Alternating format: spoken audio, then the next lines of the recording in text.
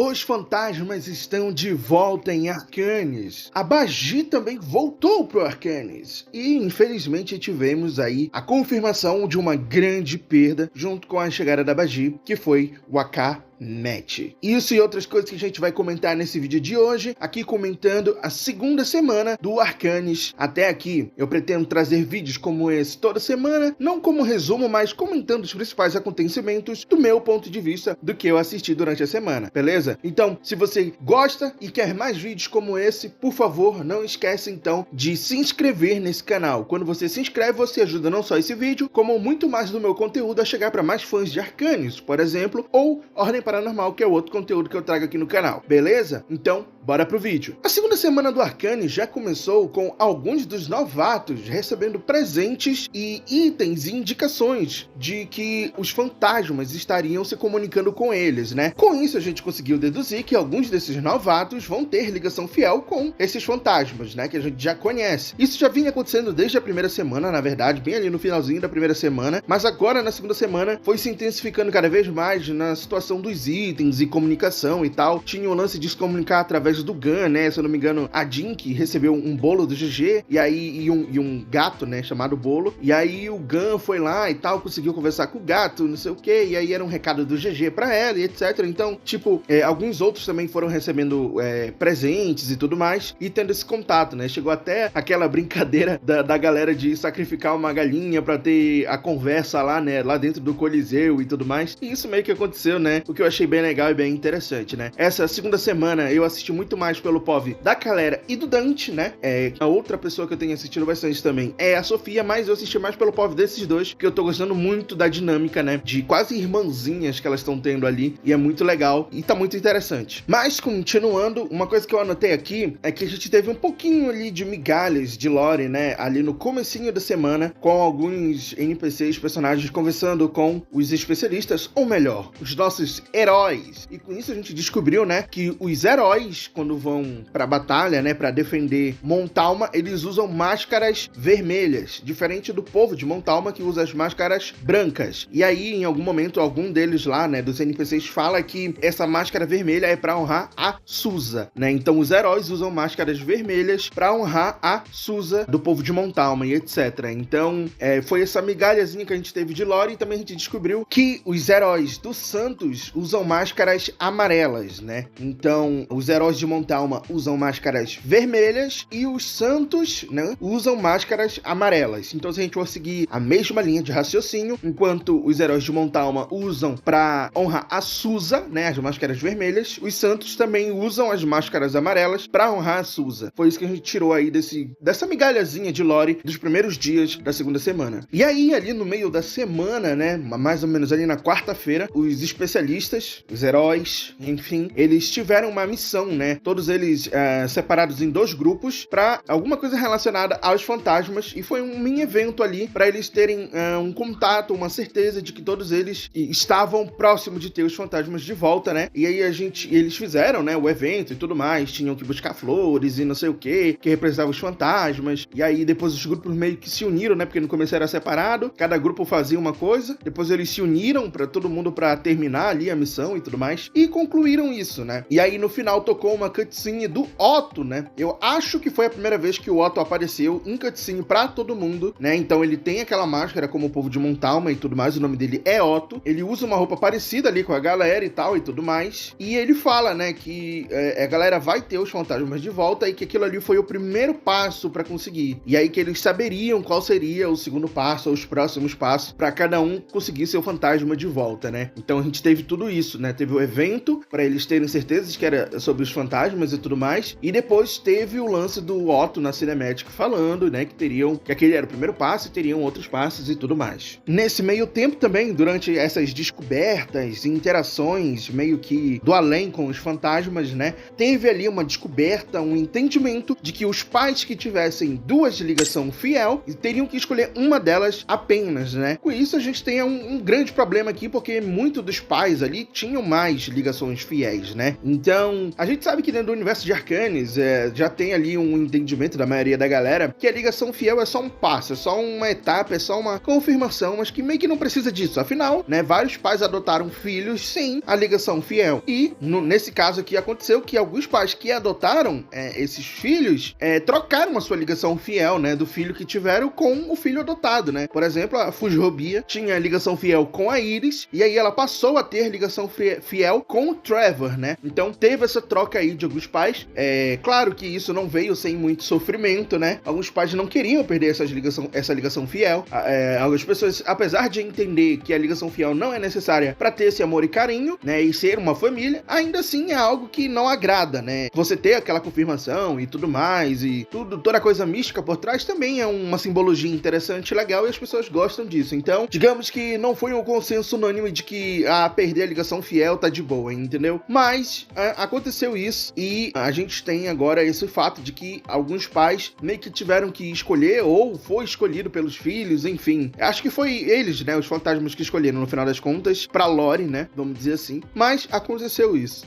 Me diz o que vocês acham disso, tá ligado? Eu acho que tem ali um motivo, tem uma motivação pelo qual a staff lá de Arcanis fez isso. Eu não sei se é uma coisa de lore, eu não sei se é uma coisa de organização, mas eu acho que faz sentido também, tá? Mas comentem o que vocês acham. Vocês acham que ficou melhor organizado? Vocês acham que ficou legal? O que vocês estão achando dos novatos terem ligação com os fantasmas e tudo mais? Deixa aí nos comentários o que você acha. E deixa um like também, né? Não esquece de deixar um like, porque deixando um like você ajuda a compartilhar esse vídeo para mais fãs de Arcanis, beleza? Mas continuando, acho que no dia seguinte a esse lance dos fantasmas, né, eu tava acompanhando o POV da Biamon. Em algum momento a Malena chega, chama ela para conversar e diz que recebeu coordenadas de algum lugar que ela tinha que ir e que era um lugar estranho e tal, e chamou a Biamon pra ir lá. E chegando lá, a gente vê que era uma espécie de arca abandonada. Pelo menos esse foi o entendimento da Malena, e eu concordo. Acho que a vibe que passa é essa, né? Dentro haviam vários esqueletos e corpos de pessoas mortas. E aí o entendimento que a Malena teve é que as pessoas talvez tentaram usar essa arca e acabaram morrendo porque não souberam usar ou por algum outro motivo. Mas é como se fosse uma arca abandonada, né? Teve um momento também que teve uma espécie de conversa da Malena com alguma espécie de entidade através de um livro. Eu confesso que eu não prestei muita atenção nessa parte por motivos pessoais. Não consegui voltar pra ver depois. Então, se vocês souberem o que aconteceu, deixa aí nos comentários pra mim. E aí eu posso trazer num próximo vídeo, se for relevante, se for interessante. Mas, depois disso, aconteceu algo muito mais interessante e relevante, na minha opinião. Logo depois disso, o grupo de pais da Amora foi convidado, né? Foi chamado pra fazer uma espécie de missãozinha, uma espécie de mini missão ali. E no final das contas, aquilo levou à volta da Amora. Nesse mesmo dia, aconteceu a mesma coisa com os pais do GG. Tiveram uma espécie de missãozinha pra cumprir. E no final, tiveram a volta do GG. Nas cinematics, como vocês devem estar vendo aí, se eu tiver colocado nessa parte da edição do vídeo, eles têm que beber uma espécie de cálice, que é como se fosse o conteúdo da Rubrânia ali, né, a própria essência de Rubrânia, para se conectar com a Rubrânia e fazer a ligação fiel com o fantasma. Foi isso que eu entendi, né? Então agora os fantasmas estão conectados à Rubrânia e os pais,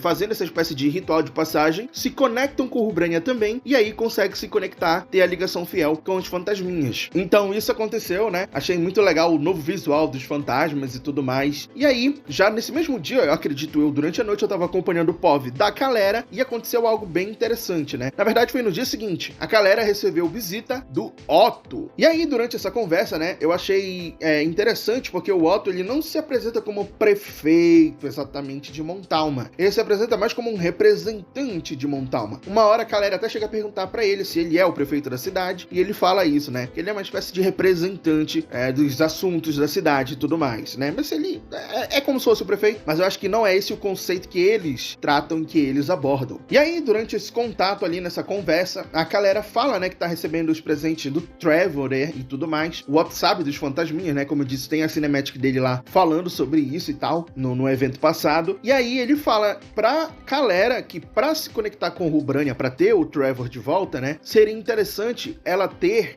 dentro de si alguns pontos, né? Alguns conceitos. Que ele começa falando falando de ódio, mas que na verdade ele queria falar, segundo ele, guerra, sacrifício e disciplina, né? Então, ódio, guerra, sacrifício e disciplina. Acho que dentro desse espectro, vamos dizer assim, que ele falou, eu acho que ele quis dizer que Rubrânia se conecta com isso, né? A gente tem outros relatos, né, de pessoas e coisas falando que Rubrânia é como se fosse bruta. Então a gente tá falando de algo que não é refinado. Então um sentimento ou conceitos que agradem Rubrânia vai mais para esse lado. Não é necessariamente ser guerra ou ser sacrifício, mas ter um pouco disso dentro de si meio que vai agradar a Rubrânia e você vai se conectar com a Rubrânia. E aí ele falou isso pra ela, né? No sentido de que, ó, você precisa disso pra se conectar com Rubrânia e se conectar mais rapidamente com o seu filho, né? Então foi basicamente isso que ele quis passar como um conselho ali pra ela. Em algum momento também acaba comentando ali que recebeu a visita do Seth, né? E aí o Otto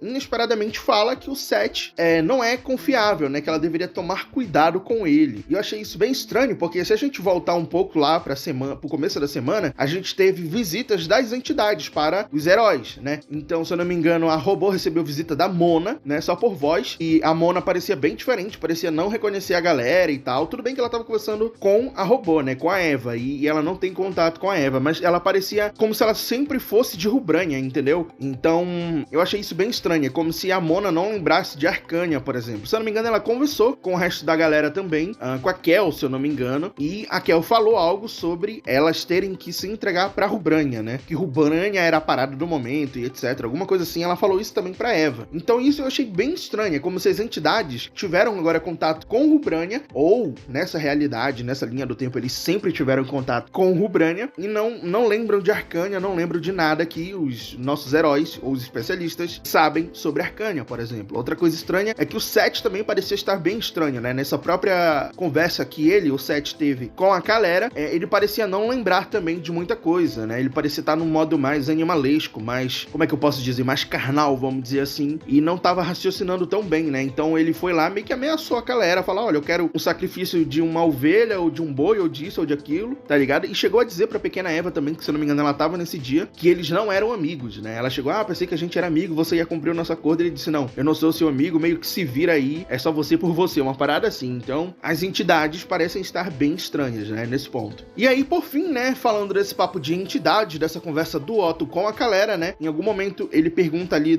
das tatuagens dela, que eram tatuagens de aranhas e tudo mais, e aí o Otto pergunta, né, você gosta de corvos, né? E a Calera fala, eu gosto, acho interessante, tal, não sei o que. Ele fala, olha, se eu fosse você, tomava cuidado com um certo corvo aí, tá ligado? Eu não vou falar o nome dele, a galera, né, que ele fala, quando ele fala galera, ele fala da outra vila lá, né, da Vila Lanches e tudo mais, o pessoal por aí não gosta muito e tal, e basicamente ele tava se referindo ao medo, né? Então, e falou pra galera tomar cuidado com o medo e tudo mais. O que eu achei estranho, né? Então, tipo, ele conhece as entidades e tudo mais. Então, esse Otto aí, né? Um prefeito, seja de Valigma ou seja de Montalma, nunca é muito confiável, né? Ele sempre guarda alguma coisa, algum segredo. Não necessariamente é uma pessoa ruim, né? Como a gente tem aí vários pontos de vista nesse sentido, mas é bem interessante que ele conheça bastante até, aparentemente, as entidades. E aí, já indo meio aqui pro ponto final, né? Já na sexta-feira a gente teve a volta do Milo, do Trevor e da Iris, né? Então também foi muito legal, a conexão do Dante com a Iris é muito bacana, o Trevor com a Calera, o Milo, né, com a Sofia. Então, pô, muito bacana essa conexão dos fantasmas com os novatos, com os novos pais, e toda a parada deles terem uma mini missão e tal. Que, inclusive, eu acho interessante comentar que essas missões, elas não parecem ser avulsas de fato. Se você olhar cada POV pra cada fantasma que os pais vão ter essa missão, parece que é tudo muito aleatório, mas na verdade não. Parece que tudo envolve uma espécie de sacrifício, né? Como eu disse, o Otto já tinha falado pra galera que Rubrânia gosta de coisas assim, como sacrifício, disciplina, determinação e tal. E tudo parece que dessa missão tem a ver com dor, com sofrimento, com uma espécie de se doar a algo e tudo mais. Então, recomendo que vocês assistam essas missões dos pais pra ter a nova ligação fiel através de Rubrânia com os fantasmas. Parece que tem alguma coisa ali que dá pra tirar de tudo isso que é bem interessante, sabe? E, como eu disse, né, já indo pro ponto final, teve também a volta da Bagi. O POV da Bagi já começa muito interessante, com ela fazendo uma espécie de memorial ali pro Matt, né? Então a gente tem a confirmação de que o AK Matt está canonicamente morto dentro de Arcanis, né? Então ele não volta pra terceira temporada até então. Eu confesso que eu me emocionei pra caramba, o Matt era um dos personagens que eu mais gostava, e a gente teve, né, aquela cinemática do final da segunda temporada explicando ali o passado dele e tudo mais. mais, ele sendo consumido ali pelo medo, mas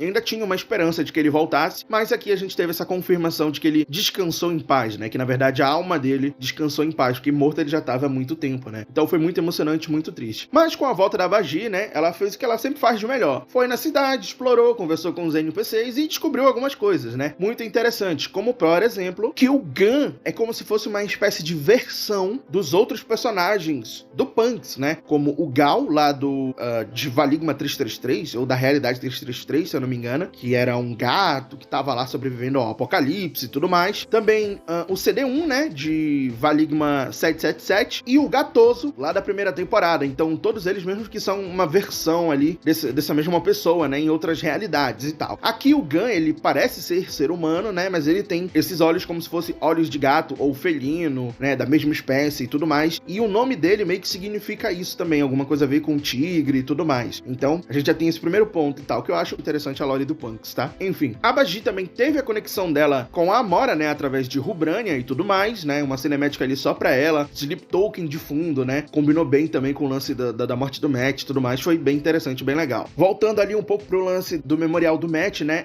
tem toda uma carta lá que a Bagi escreveu, né, de meio que fazendo um resumo de tudo que aconteceu com ela e com o Matt, né, da ligação que eles têm desde o começo e tudo mais, e no finalzinho ali, né, lá numas últimas páginas, né, depois de várias páginas em branco, ela meio que deixou ali qual é a missão dela nessa terceira temporada, que é acabar com a guerra entre os Santos e os Macedos, né, exterminando, basicamente, que se eu entendi certo, os Santos e os Macedos, ou derrotando eles, né, mas ela quer acabar com essa guerra de uma vez, não importa, ela não vai dar vitória nem pros Santos e nem pros Macedos, ela veio pra acabar com os dois, vamos dizer assim, então ela deixou isso bem explícito ali no final. Conversando com o Gun também, a gente descobre que Suzas são reinos, né, eu acho que alguém já tinha falado isso, eu já tinha ouvido isso falar, talvez de outro POV, mas eu não lembrava, e então pra mim foi uma surpresa quando conversando com o Gun, a Bagi também descobre isso ali, que Suzas são reinos, então, em algum momento, né, como eu disse, um dos NPCs fala que os heróis usam máscaras vermelhas pra honrar Suza, no caso é como se fosse o reino de Montalma, né, e os Santos e os Macedos usam também as máscaras deles pra honrar as Suzas, ou seja, os reinos que eles têm conquistados, né, então em cada realidade, por exemplo, se um Macedo conquistou um reino, acabando com os Santos, então ele usa a máscara pra honrar a Suza, o reino dos Macedos, vamos dizer assim. Então a Bagi mal chegou e já descobriu coisas muito interessantes, né, desse ponto de vista, se a gente parar pra pensar. É a nossa detetive, né, não tem jeito, mas enfim, acho que por aqui a gente pode parar então, acho que esse foi um bom comentário aí de coisas que aconteceram de relevante na segunda semana de Arcanis. Vai ter vídeo semana que vem, né, pra comentar a terceira semana também, se acontecer coisas mais interessantes. A gente ainda tem Fantasma ainda pra voltar, ainda falta Dennis, ainda falta Tucupi, Gris, Horus, enfim, tem coisas ainda interessantes pra acontecer essa semana, mas se você gostou até aqui, como eu já disse no meio desse vídeo, não esquece de deixar o seu like, não esquece também de hypar esse vídeo, né, é só você descer o vídeo ali, se você estiver assistindo pelo celular, arrastar um pouco ali a questão dos comentários, né, e você vai ter o botão de hypar, então hypando esse vídeo você compartilha pra mais fãs de Arcanis. E último recado é que a gente tem membros no canal, né, já deixar aquele salve que eu deixei no outro vídeo pra Aline Ristoff, quem vem apoiando, né, nossa única membro por enquanto no canal, mas você também pode se tornar um membro, né, você pode se tornar do Clube Enigmático, que é o nosso primeiro tier, a partir de R$3,99, e um pouquinho a mais você se torna do Culto do Medo, que é o nosso segundo tier de membros aqui do canal, e você tem acesso a vídeos exclusivos, a tudo mais. Eu tô criando tudo isso para entregar para vocês vídeos exclusivos e etc. Então se torne membro desse canal para ajudar a manter esse canal de pé, beleza? É isso, muito obrigado mesmo se você assistiu esse vídeo até aqui, se você gostou, tamo junto e até a próxima.